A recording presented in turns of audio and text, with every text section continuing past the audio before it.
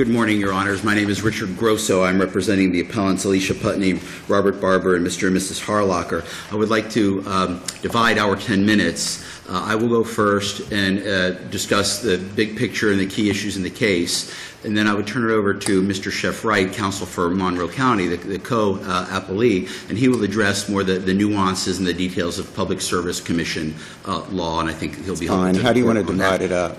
I would go first. I would then sit down and let him come up, if that's okay. That's fine, but how much time do you... We'd like to reserve 2 minutes for rebuttal, if we might. Right, but the time divided up, how do you want to divide it up? I'd like to go about 4 or 5 minutes and then turn it over to Mr. Wright. I'll just give you a warning, and then if you want to keep going, you can keep going, or whatever you want to do. Thank you, Your Honors.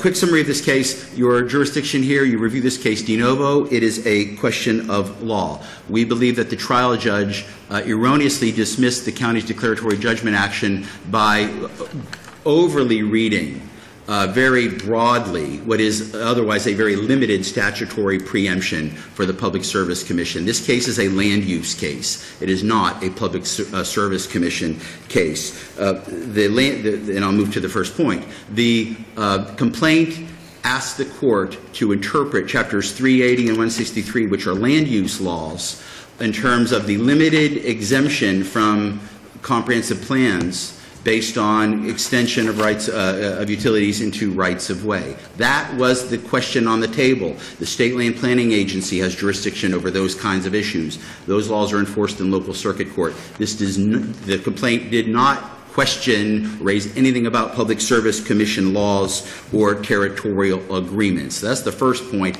That's why this case had nothing to do with PSC law. It was improper to dismiss what was essentially a land use set of questions on the theory that somehow there is broad PSC jurisdiction over these issues. I think the hardest case for you to distinguish is the Florida Power Seminole County case, where you're talking about buried utility lines and the interaction between land use, local and municipal regulation, and the PSC. Yes, sir. How do you distinguish that one? Yes, sir. Because I think that's, as close I agree. as we I think can that get. this goes to the heart of this case. That case speaks to very specifically a very specific kind of regulation with a very specific type of impact. That case was all about, as was the Parker order of the Supreme Court that followed it, it was all about an ordinance that required the utility at its own cost to underground a line.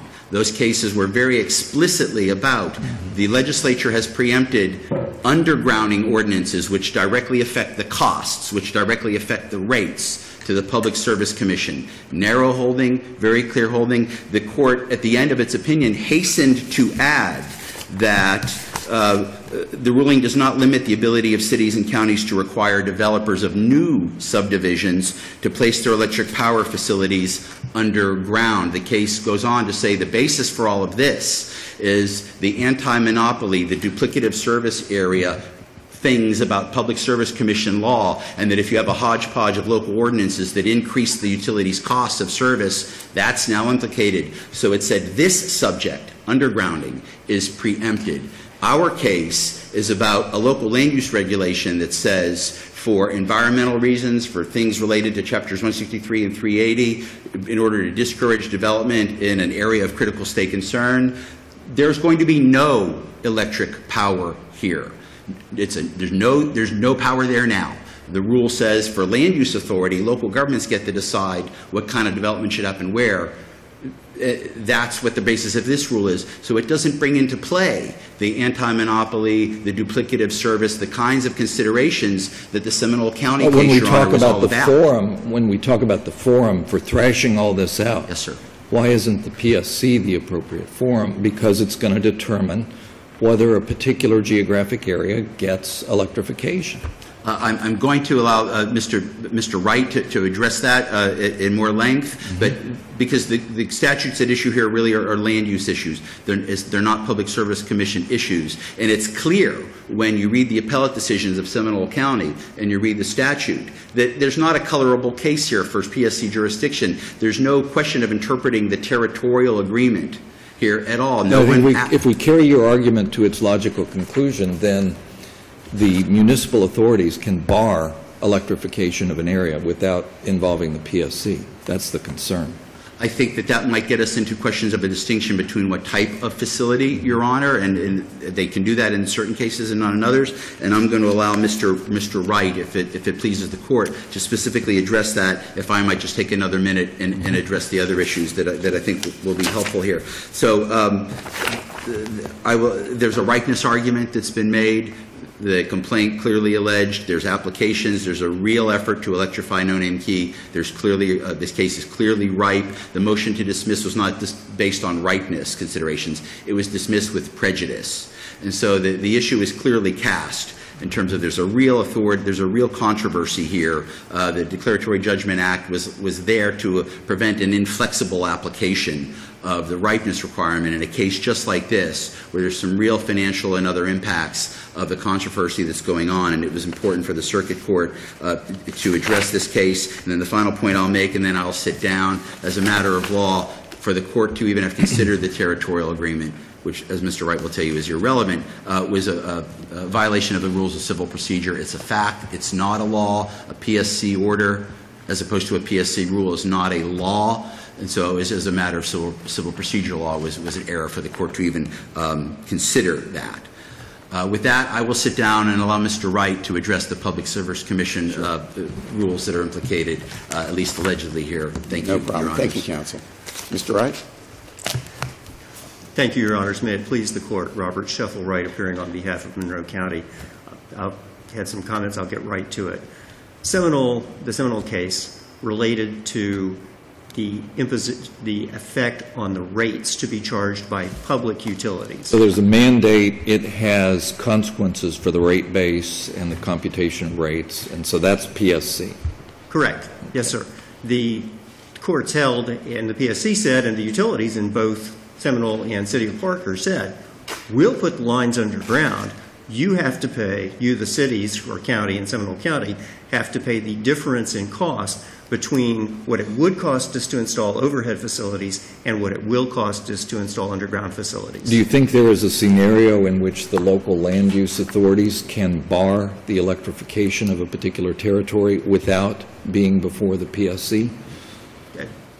If I may preface that by pointing out the clear and important difference between public utilities, such as Florida Power and Light Company and Progress Energy, as compared to electric utilities under 36606 under 02 sub 2, which include Keys Electric Service, the City of Key West as a municipal utility, and Florida Keys Electric Cooperative, the other utility party to the territorial agreement.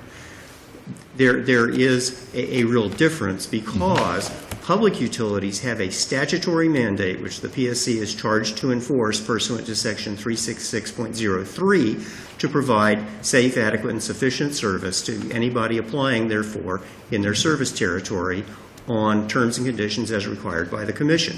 There is no corresponding mandate on municipal utilities or cooperative utilities to provide such service. The statute is clear as to what powers the Commission has with respect to such utilities. Those are enumerated in 36604 sub 2, A through F. There is no requirement there. To answer your question as directly as I can, being the PSC guy, Your Honor, I believe that as long as the counties, municipalities, or states, say if there were a state park involved, as long as the environmental regulation was reasonable and appropriate, not arbitrary and capricious, then such entities could prohibit the provision of electric service by a municipality or by a cooperative. I think that the question as to whether they could prohibit Florida Power and Light Company from serving in such a sensitive area turns on other questions relating to preemption, and I think, as I understand it, that goes to whether the underlying environmental laws are supposed to be superior to the other stuff. But this is an electric utility case. This involves a municipal utility. There is no colorable statutory claim for jurisdiction. In Lee County Electric Co-op versus Jacobs, which turned on the same section of the statute, 36604 sub 2, a member cooperative, Lee County Electric, asked the Public Service Commission to prescribe a rate structure for Seminole Electric Cooperative, another cooperative utility in the state. The rates involved were wholesale rates, and the Florida Public Service Commission said, we decline to do this because we are mindful of the extensively cited and held provision of Florida law that where there is a reasonable doubt as to the existence of jurisdiction, any further exercise of such jurisdiction should be arrested. The member co-op, Lee County, the petitioner to the PSC, appealed to the Florida Supreme Court, and the Florida Supreme Court said in its order to support its conclusion, denying jurisdiction over wholesale rate structure, even though the statute gave the PSC rate structure jurisdiction, to support its conclusion, the PSC contends that any reasonable doubt regarding the regulatory power compels the PSC to resolve that doubt against the exercise of jurisdiction. We agree. The parties. It's a legislative body, so it has a limited jurisdiction, which it should apply to the letter and nothing more. Yes, sir. As the PSC itself held in Lee County Electric, and as the Florida Supreme Court has held in case after case, United Telephone, Lee County Electric, Radio Telephone Communications, Florida Bridge Company v. Beavis, and others. The other side then falls back on the territorial agreement. And by the way, there is no territorial dispute here. There is no dispute between the parties. There's no dispute between Keys Electric Service and Florida Keys Electric Cooperative, the parties to the territorial agreement. And so what they fall back on is what I believe is extraneous surplusage in the agreement itself that says we like the state's pro-electrification policy. But it's well-settled law, and this is held specifically by the Florida Supreme Court in a related PSC case relating to contract interpretation, has said parties can never confer jurisdiction by contract. And that's United Telephone, I think, 496 Southern 2nd, 116 at 118, Your Honors. In short, there's no statutory basis for the PSC to order electric service, which is the real issue here. You know, could a customer go to the Public Service Commission and ask that the PSC to order the City of Key West to provide service? No. They can go to the City Commission of Key West and say, look, y'all's tariff requires that we provide service. And absent some other overriding public policy, in this case, protecting an area of critical state concern and part of the coastal barrier resource system, the city would say, sure, we'll provide service. And if they, for some unfathomable reason, were to say no, such customer would go to the court and say, Your Honors, enforce their tariff, make them provide service. Gotcha. Thank you very much, Counsel. Thank you, sir. Let you reserve a couple of minutes. Thank you very much. Okay, thanks.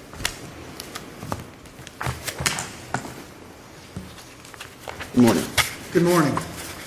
Bart Smith on behalf of the appellees Robert and Julie Reynolds, and greetings from the Conch Republic. When are you going to name that key? And greetings from No Name Key as well. It's been a popular item before this court lately. The issue before this court is the extent of the Public Service's jurisdiction to regulate electric utilities. And before we begin, I think it's important in any discussion of the Public Service Commission, we must understand that it's an administrative agency.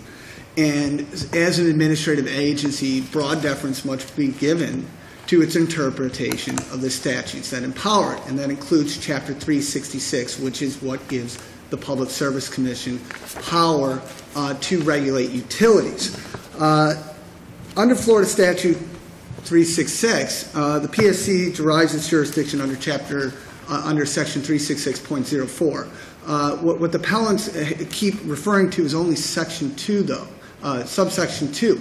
There's also subsection 5. In subsection 5, it specifically states that the Public Service Commission has the jurisdiction over the planning, development, and maintenance of the coordinated electric power grid. Exactly. So the idea of what this case is they stated it's a land use issue. What is a land use issue? It stems from the comp plan. The comp plan under Chapter 163 guides development. It guides a local government's development. And the comp plan is implemented through the land development regulations. And so land development regulations are how they implement these policies that are in the comprehensive plan. What the legislature did through the grid bill, which has not been discussed much. And if you saw a framework of my argument, it's because I didn't even realize it at the time, but was later informed by the Public Service Commission. There was a bill that came out in 1974, and it was a very strongly opposed bill by municipal electric utilities, which ceded authority from the municipal electric utilities and gave it to the PSC over the planning and development of the coordinated grid. Through the legislature's enactment of the grid bill, the legislature preempted local governments in the development, planning of the power grid and ceded that authority to the Public Service Commission because of the importance of the coordination of the power grid. So they ceded all of the power into one structure, which was the Public Service Commission. And there's this common statement I've heard from the appellants that the PSC has no authority to require a municipal electric utility to install power. That's not correct. Under 366.05, subsection 8, and I don't cite this in my appellee brief, it specifically states where the Public Service Commission finds inadequacies in the grid, they can force any electric utility to install transmission lines. They can actually force a municipal electric utility to install transmission lines where they do not exist. And then they can allow that electric utility, including municipal electric utilities, to recover that cost from the rate base that will then be served by the new transmission lines. So the authority was actually ceded. And this is an important distinction because there's this discussion between the omnipotent authority over public utilities and electric utilities. Before the grid bill, there was no definition of electric utilities. Electric utilities came into play when the grid bill came about because of the importance of electric utilities. And electric utilities it specifically defines as municipal electric utilities, electric co-ops, and investor-owned utilities. And what it does is it then cedes some jurisdiction to the Public Service Commission of these electric utilities that was not there prior to the grid bill being enacted in 1974. For a very good authority or treatise on this, the author of the amicus curiae brief in this, Martha Carter Brown, drafted in 1991 a law review article explaining the history of the grid bill and what the authority that then derives from it over the planning and development of the coordinated power grid. And in this discussion, it specifically talks about how municipal electric utilities fought the grid bill because it ceded their ability to refuse to serve customers outside their municipal jurisdictions. And so the idea here is that once the PSC believes it has a colorable claim, according to this Florida Supreme Court, if the PSC even has a colorable claim of jurisdiction, it is then up to the PSC to decide the extent of its jurisdiction. In this case, the PSC, not only at the appellate level, but at the trial level, has requested to determine jurisdiction of this issue. There's a colorable claim of jurisdiction based on the fact that this affects the planning and development of the coordinated power grid, including the extension of the power grid. Now, there's conflicting municipal ordinances that state that it's discouraged under the comp plan or prohibited under the LDRs.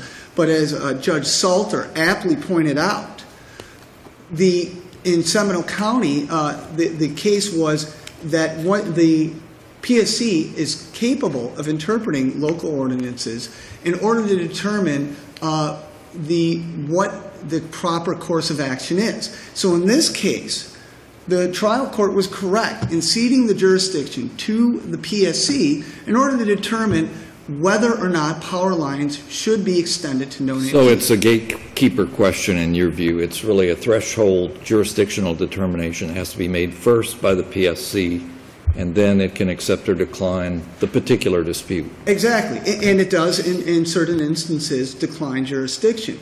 Where we are right now, and as the amicus aptly states, is there is a case before the Public Service Commission, and it's up to the Public Service Commission to determine that jurisdiction. Because where there's even a colorable claim, and in the deference to the Public Service Commission, in their interpretation, they interpret that they do have the authority to determine the planning and development of the grid. And I would put forth that authority stems from the terms planning and development. Comprehensive plan guides development. LDRs are the implementation of development for the local governments. The Public Service Commission guides development of the power grid. That is express preemption by the legislature through the grid bill. So what happens if jurisdiction goes to the Public Service Commission and the Public Service Commission says, yes, we agree it should be or can be extended? What happens then? Well, at that point, they will issue an order. And upon the issuance of that order, should the local government not allow the extension of power, the Public Service Commission has the ability to go to the Florida Supreme Court and extraordinary writs. And override. Writs of mandamus, exactly. Well, and all affected parties have that appellate remedy. Everybody has it. Exactly. So what we're at is we're just at that first point. And what has occurred is the trial court judge properly dismissed this case for the PSC, who has the specific knowledge over the extension of the power grid, and determined whether the power grid, through its extension, even through environmental laws, whether it will damage the environment, because they have a higher knowledge of what the power grid will do. They can determine whether or not there is an actual threat to the environment and determine whether these lines should be extended. Their determination then can be enforced through writs, or the parties can force them through writs. One more statement, and I think it's interesting in how they drafted their briefs, because the appellants have conceded in a manner that the PSC is the proper form. They cite to 25.106 of the Florida Administrative Code. 25.106 is under Chapter 25, which is the Public Service Commission's Florida Administrative Code section. In 106, they cite it to state that an electric utility can refuse power. Well, if you go down to Section 5, which they cite to the first section, subsection 5 actually states that should an electric utility or utility deny power, the actual proper place for a customer that's refused power is to file a complaint with the Public Service Commission. And they use that for the point that this utility can ultimately deny power. Well, if that's the case, which this is, as you can tell, it's not Keys Energy that's denying the right to power, it's the county. But if that were the case, then a customer would actually file its complaint with the Public Service Commission. So in their own argument, they've ceded that should the utility have denied the ability to provide power because of these regulations, the proper form to file the complaint, should the utility have denied the ability to provide power due to these regulations, would have been the Public Service Commission. So the entire idea is everything focuses to this one agency that has this direct knowledge of what is in the best interest of the customers of the state of Florida when it comes to the coordinated power grid, which has been given a crucial step higher than other utilities.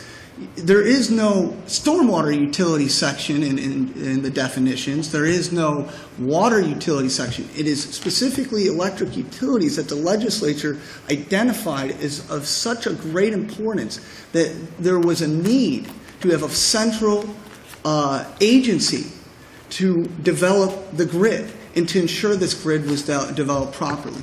And therefore, we agree with the trial court's determination that the Public Service Commission is proper to hear this matter, make a determination, and at that point, then hopefully get a resolution to this case. So we would request you affirm the court's ruling.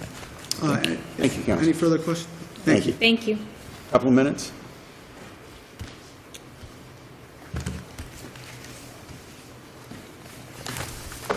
Thank you again, Your Honors. I'll respond briefly.